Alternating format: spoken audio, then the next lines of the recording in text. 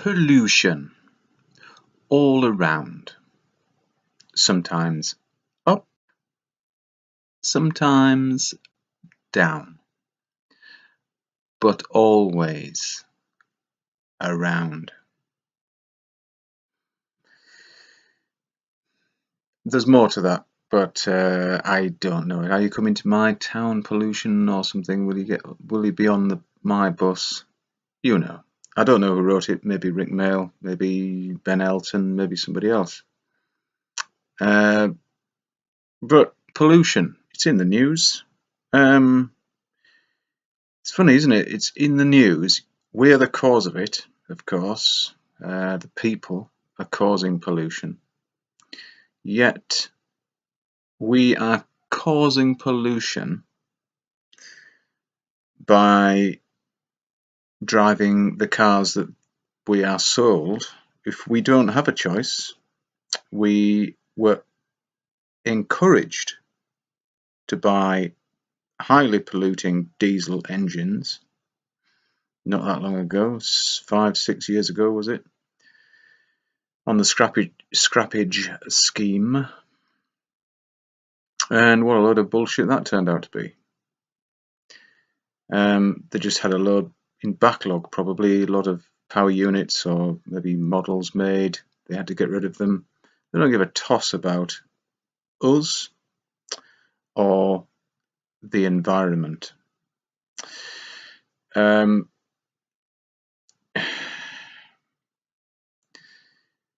So, another alarming statistic or bit of information that I think it was a German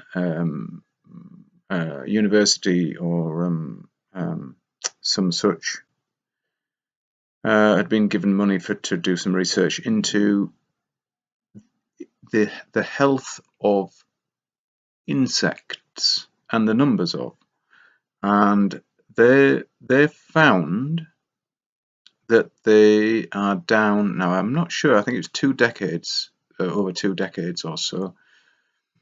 They've found that insects are down somewhere in the region of 70-odd%. Now that's over 2/3. Obviously, it's going on for 3/4. Insects are a very important part of the food chain. Lots of things eat them. They eat lots of things, would you believe? Of course, you probably would believe. And not only that, they're major pollinators. It's not just bees that pollinate, it's many insects, beetles, butterflies. There are so many different species of beetle, or subspecies, that certainly man hasn't recorded them all. They're vast, but the numbers are dwindling. And I do remember not too long ago that there was a report on the radio where people were saying that they no longer had to wash their windscreens and headlights on their cars and vehicles due to squashed insects, meaning, well, that's evidence that there are far fewer insects than there was. Yeah. Could chemtrails have something to do with this? You know, do insects like breathing in strontium, barium, and aluminium, which is what they're spraying us with? Are they doing it to keep the rays of the sun, the valuable spectrum of light that we use to generate our own vitamin D? And vitamin D is one of those vitamins that unlocks other vitamins and minerals in your body so you can use them. So you may be, I think it's calcium is one of the major ones, so you may be eating correctly, all the very good things that you should be, but if you don't get enough vitamin D, you can't use that good stuff that you're eating. So I'm just pointing out a few um, um, bullet points, I suppose, that you could link together, possibly. Now, there was another startling bit of news that came into my ear holes last night, and I was laying in bed, and I actually got up and recorded it. I mean, I did one of these last night, but it was so dark, and I looked like I'm not bothered what I look like actually, but I was so slurred, my speech was so because I'd been to sleep and woke up to this news. Now, I think it was somebody in the British either forces or I'm not sure what position he held, but I do know he was a complete arsehole, because this is what he said. He said that the British people who went to fight, went to join IS or ISIS or whatever they like to call them. That it's bullshit, but whatever. They would have to be killed. They would have to be killed because they would be such a problem if they came back. Right. Okay. So are you going to do it then? This arsehole who said this, I'd like him to do it. Him to personally do it. Look into the eyes of the person he's going to kill and then strangle them. Doesn't he know we don't have capital punishment in this country? You can't kill another person just because you don't like the look of them or something that they might do. We don't do that. That's Minority Report. Remember that film with the little guy? Can't remember his name now. But dear me, no. They actually broadcast that as news.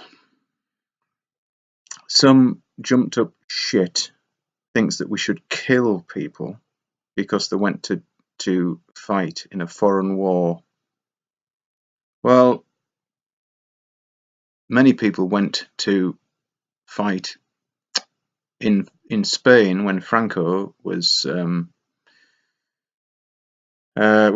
dictator, and they went to oppose him. In fact, a chap who did that wrote Animal Farm and 1984, and they called him Eric Blair, and he used a different name, of course, George Orwell, to write his books. But should we have killed him?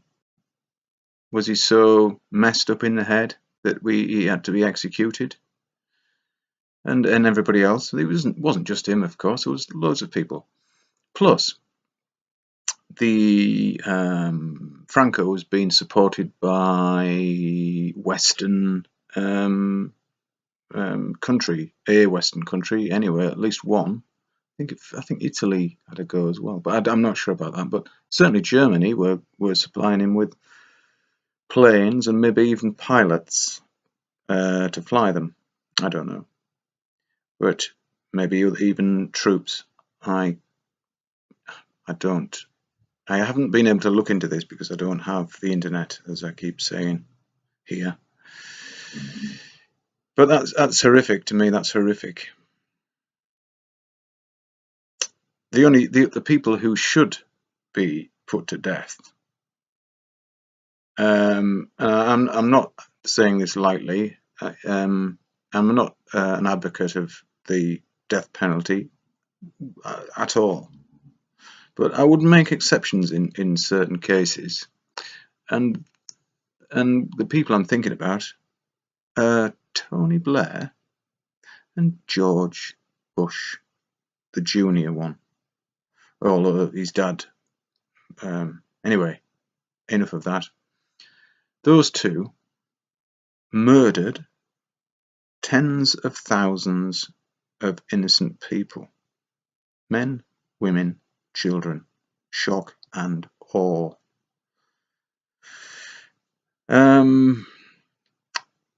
Dr. Kelly knew about it, but before he could say anything on the subject, I think he suicided himself something like 4 times in the head, something like that.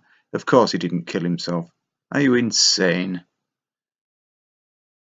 Do you really think that a family man like him, a weapons inspector, who knew very well that they didn't have weapons of mass destruction like Hans Blix, he would have killed himself over that? He was trying to blow the whistle on these bastards. I not often stick up for a politician, but I will in this case. Robin Cook, very fit and active man, died just after he made a speech which wasn't very publicised about how the West created these rebel factions. And anyway, I don't know whether it should be published, but have a look at it. I think it was his last speech in the Commons. That'll help for you to find it. Now, it was a long time ago since I heard it. I actually heard it, but a long time ago, like I say. I can't really remember what he said now, but it was all to do with the CIA, the fact that these groups of rebels, freedom fighters, whatever, they were all always set up by and financed by the West. Same as what happened in Libya and in Afghanistan and in Iraq and in Syria. The list goes on and on. So are we going to stand for this? Are we really going to stand for this anymore? When 9/11 was obviously just a false flag so that the American people would back military action. That's all it was. Of course, there were no planes, there were no terrorists. In fact, the terrorists' passport that was found, it's bullshit, of course, but everything else burnt to fuck. Yet there was a terrorist passport found that gently floated down from the crash of the plane into the tower, which didn't happen actually, but this terrorist, where was he from? Saudi Arabia. And why didn't they invade Saudi Arabia? You figure it out. Well, I'll tell you why then. They're pally-pally with those people. Now, it's not. I wouldn't criticize an autonomous state's, their goings on, their laws and whatever.